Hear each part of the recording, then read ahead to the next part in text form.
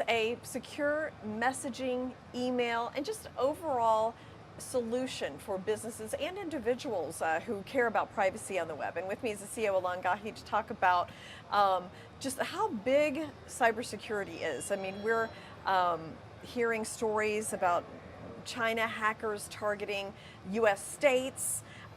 We're hearing stories about Russian hackers targeting the US financial system, all kinds of things. I mean, this just seems like a very scary, global, huge problem. It is. You know, cybersecurity, and some governments now have their division, part of the army, you know, they got the cybersecurity division. You know, Russia also hacked Ukraine before the invasion. Basically, when you hack, it's kind of like a remote control destruction. You try to break the infrastructure of a country, an electrical grid, maybe you tap into the financial network, create havoc in the New York Stock Exchange, for example, you know, which creates trillions of dollars of damage at the end. So hacking is a big problem because it affects you and I, and it affects at the highest level of government. And of course, more importantly, the US businesses, right? Because what happens is China, for example, just hacked a few US government agencies. There's rumors that they have also the data of all American citizens. Nothing prevents a state, a rogue state, to come and hack businesses, steal their intellectual property. You know, the US spends trillions of dollars on R&D, medical research, technology, the best in the world. Well, that technology was paid by people like you with your tax dollar. Now, the state is going to come and snoop all of that and either resell it to other rogue states or create copycats. That's a big issue. It's a military issue. It is a big financial issue, a safety issue. I mean, not too long ago, wasn't it one of those like electrical company or power plant or some gas company that got hacked and suddenly price of gas shot up? Yeah. That's a huge problem. There were like gas stations without gas. There were gas stations without gas. So you can really, it's like a remote control warfare that usually it's kind of, it disables the infrastructure and then you come in and invade. I mean, nobody's going to come and invade the US, but this is a way to weaken the US infrastructure and businesses. Businesses, of course, they're the most powerful businesses in the world in New York. I mean, we are on the New York Stock Exchange. You know, you have trillions of dollars of capital, and when that fluctuates, that's not good, and it trickles down to the average citizen. So we need to use better privacy, better security, tighten the loose ends, so to speak. And privacy is a big thing because when you have the mindset of you want to be more private, by default, you will have more security. Because if you have great security, but you're out there, you know, data mining your citizen and your clients and your businesses, well, somebody's going to come and find the weak spot and hack you. Yeah. Well, and it causes a chaos, and there's a lot of money going to that could be going to other things, so it has an economic impact as well. So it's just, I mean, it's such a big problem, and it feels like these are where the wars are being fought right now. Yes. Is in cyber. It's in cyber, and you said something, it's economic. They are economic wars. There are unfortunate, obviously, effects of death of soldier and civilian. But the big picture is that these are economic wars. And we see now, for example, when the West really woke up and put all the sanctions on Russia, China is thinking, well, maybe we shouldn't go to Taiwan because we can't have that kind of economic backlash. I was reading this morning that China is now trying to encourage its own economy to develop things and to innovate. Well, I have news for you. This is how they're going to innovate. They will hack all the industries here.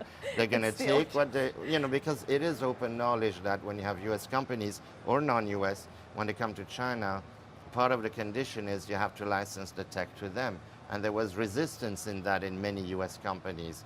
I think Google was one of them, and then there's others. There's Boeing that now they're making other planes. Well, they don't even need to bother to do that now. China can go to the US businesses since they need to innovate, and then they take the technology, repackage it, and call it, now we have our own domestic technology.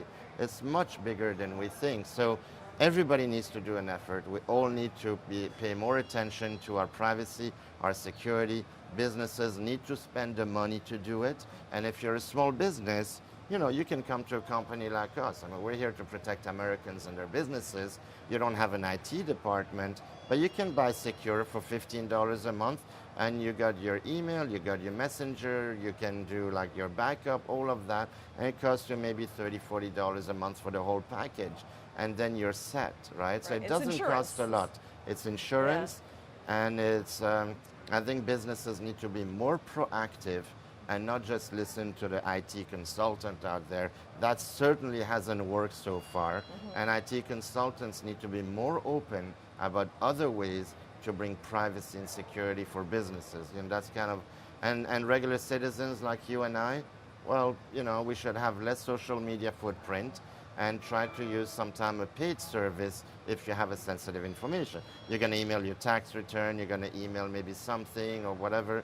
That should be done with an email like Secure Mail, for example, not the typical big tech that's free, that data mines the hell out of you, right? So that's where little things, you know, it doesn't cost a lot, but if everybody does something at their own level, of course at government level it will be, you know, billions have spent, but it's important to do that, or not, we're gonna be victim of these chaoses.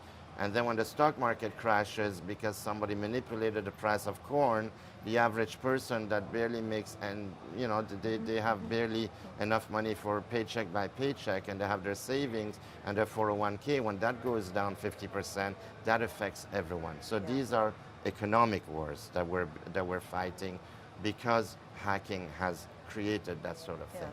So Sekur provides messaging, email, and you're launching some new things this year as well. Okay, so tell me about that. So we have Sekur for regular consumers. Now we have Sekur for businesses. You can go to sekur.com, sekur.com. You can have multiple users now, whereas before you had to buy one license at a time. By the end of the summer, we're launching SekurVoice, which is an encrypted voice system, and SekurPro, which will have the video conferencing tool. Now, one thing that's really cool that we do that nobody else does, when you register to Sekur any of our services, we never ask your phone number. So when you download the app after you're registered on the site, it'll be a username and a password. And by eliminating that phone number request, we can block 99% of the hackers to start. And why do we do it and the others don't? Because we don't data mine you, and we're trying to protect you and the contacts that you have in your phone. So Secure Messenger for consumer and businesses, Secure Mail now brand new on its own for consumer and business, and Sekur, which is a combo of the two. That's already out there. SekurVoice end of summer, and SekurPro as well. We are also going to launch, hopefully, maybe in Q4 or Q1 of next year, Secure Identity. I'm a big fan of protecting people's identity, of course, as you may know, and we're going to launch an identity protection toolkit with an email, and it'll monitor your credit card fraud and all of that. Okay, and how can somebody find out more about Sekur and the products? You go to sekur.com, sekur.com. That's about the product. You can also chat with one of our support person. That's open from 9 a.m. to 6 p.m. Eastern. They are our own employee. We don't outsource support. That's another big thing. Or go to globexdata.com, globexdata.com. We're publicly traded under ticker SWISF. Yeah, you know, feel free to contact us. But definitely sekur.com. It's easy to remember. And if you want to know more, you just type SWISF and you'll find all our financial information, what we trade at, the news, our new development, everything. Okay, thank you so much, Alain. Thank you, Jane. Thanks for watching us. Yep.